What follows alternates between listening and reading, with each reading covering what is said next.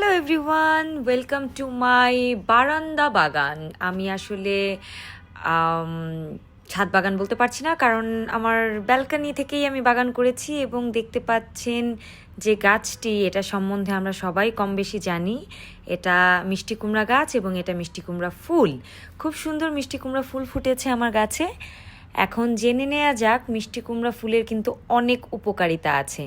যেমন মিষ্টি কুমড়া ফুলে কিন্তু প্রচুর পরিমাণে ম্যাগনেসিয়াম আছে, যা ডিপ্রেশনে অনেক বেশি সাহায্য করে। সো যারা ডিপ্রেশনে থাকে এবং ডিপ্রেস, তাদের জন্য মিষ্টি কুমড়া ফুল অনেক উপকারী। এই যে আমার গাছে ছোট ছোট মিষ্টি কুমড়া ফুলের কলি ধরেছে এবং একটা মিষ্টি কুমড়া ফুলও ফুটেছে।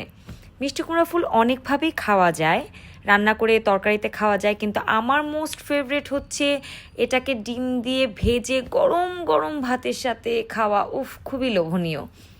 তাছাড়াও মিষ্টি কুমড়া ফুলে আছে ভিটামিন এ এবং ভিটামিন সি। ভিটামিন এ আমরা সবাই জানি আমাদের দৃষ্টিশক্তি বাড়াতে অনেক বেশি সাহায্য করে। এবং এই যে দেখুন, এই যে আমার মিষ্টি কুমড়া ফুলের কলি ধরেছে এবং আরও অনেক ফুল আসবে। এবং মিষ্টি কুমড়া ফুল কিন্তু ক্যান্সার প্রতিরোধকও বটে, তাই বেশি বেশি মিষ্টি কুমড়া ফুল খাবেন।